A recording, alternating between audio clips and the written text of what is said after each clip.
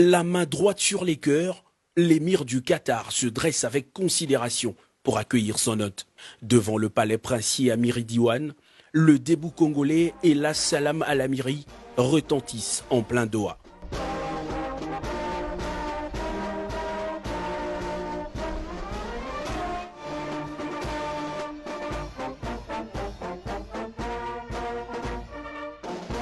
Les hymnes exécutés, le président Félix-Antoine Tshisekedi, conduit au pas par l'émir Cheikh Tamim Ben Hamad, passe les troupes d'honneur en revue avant de rejoindre le salon privé de l'émir. Les deux personnalités vont alors tenir une séance de travail avec leurs experts avant de s'entretenir en aparté.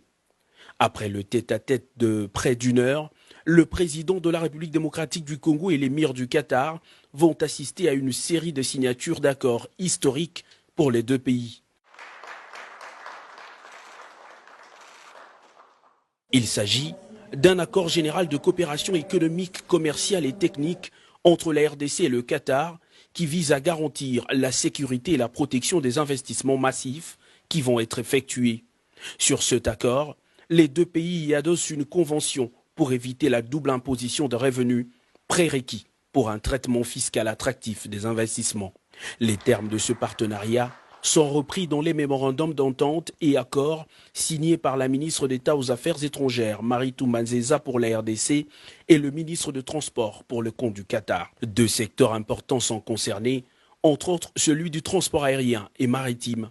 Les investissements souhaités dans le secteur maritime consisteront en la modernisation et le développement d'infrastructures maritimes stratégiques telles que le port de Matadi, Kinshasa et Boma. Concernant le secteur aérien, la grande compagnie aérienne internationale Qatar Airways proposera ses services à la RDC au travers la régie de voies aériennes dans la modernisation, la construction et le financement de 3 aéroports phares, notamment Njili à Kinshasa, Loano à Lubumbashi et Ndolo à Kinshasa pour l'aviation d'affaires.